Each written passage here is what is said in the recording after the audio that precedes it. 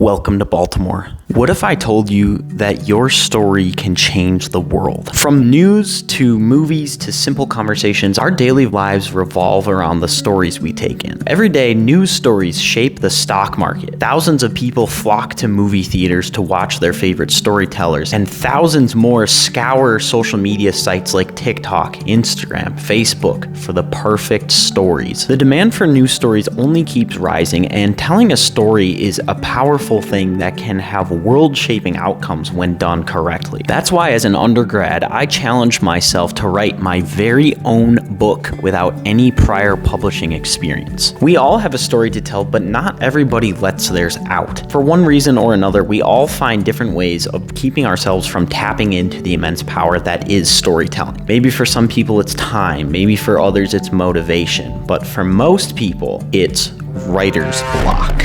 Imagine for a moment what it would feel like to have boundless creativity. Anytime you sit down to write, the words would begin flowing onto the page with ease. Writer's block has become a thing of the past, and you can finally begin the process of telling your story. As somebody who's authored a 300-plus page book and dozens of short stories, I know firsthand how crippling writer's block can be. That's why I'm here to share 3 cheat codes that are going to make it so you never have to struggle with writer's block again. Cheat code number 1, find inspiration. Stephen King writes in his memoir On Writing, if you don't have time to read, you don't have the time or the tools to write. Simple as that. As I said in my last video, creativity is the direct outcome of your inspiration. If you're not constantly taking in inspiration, you're not going to have anything in the tank when it comes time to sit down and write, and the dreaded writer's block is going to set in. If you want to create art and do well at it, you first have to consume as much of it as you can get your hands on. Finding inspiration for me is as simple as doing the things that I naturally gravitate toward anyways. Watch movies, read books, go outside, listen to music, play games, talk to friends, exercise, do all these things that give you joy, but do it with the intention of finding fuel for your next story. When I wrote The Last Champion Knight, I was constantly reading books with rich fantasy settings, watching movies with dramatic sci-fi worlds, and listening to soaring orchestral film scores. With that kind of inspiration around, I soon found that my issue was not with how to get myself writing, but with deciding which idea to write about, because I had so many rolling around in my head. Just like a professional athlete whose performance depends on what they eat, your creativity depends on your inspiration. Once you find your inspiration, you will find your story. Tackle procrastination. In his book Meditations, Marcus Aurelius writes, think of your many years of procrastination, how the gods have repeatedly granted you further periods of grace, of which you have taken no advantage. It is time now to realize the nature of the universe to which you belong, and to understand that your time has a limit set to it. Use it, then, to advance your enlightenment,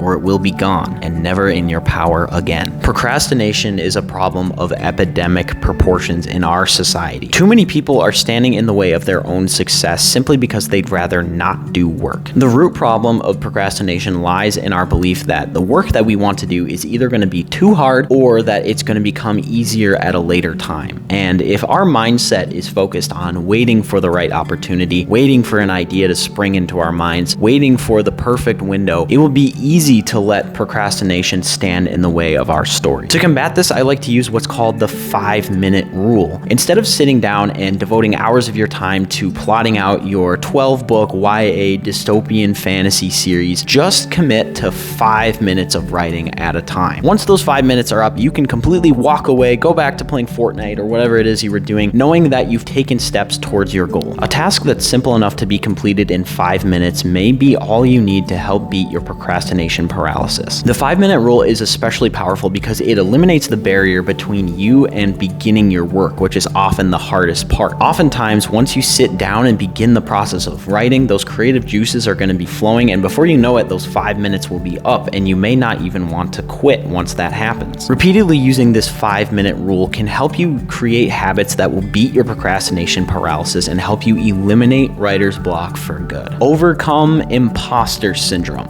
Austin Kleon writes in his book, Steal Like an Artist, creative work is a kind of theater. The stage is your studio, your desk, or your workstation. The costume is your outfit, your painting pants, your business suit, or that funny hat that helps you think. One of the most terrifying aspects of creative work is that it naturally invites criticism. Everyone who engages in creative work, myself included, has at one point or another had a feeling that they are a fraud, that they're a phony, that they're an imposter, and that they're going to be found out. This is where the term imposter syndrome comes from, and it can be a very powerful thing standing in the way between you and your work. The power of imposter syndrome comes from the way that it seemingly isolates you from others. Everyone else knows what they're doing, but I don't.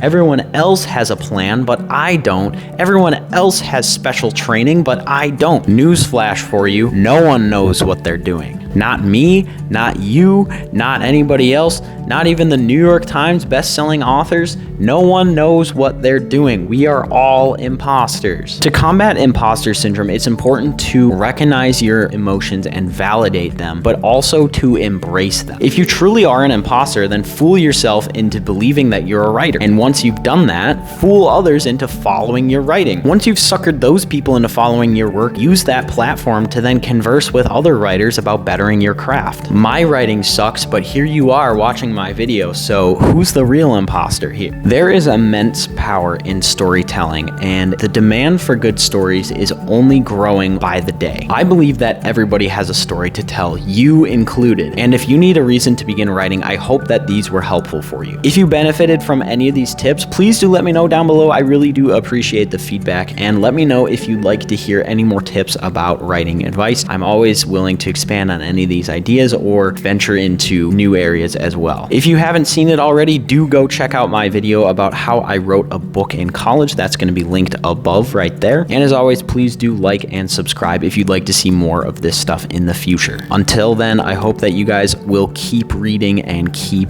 writing.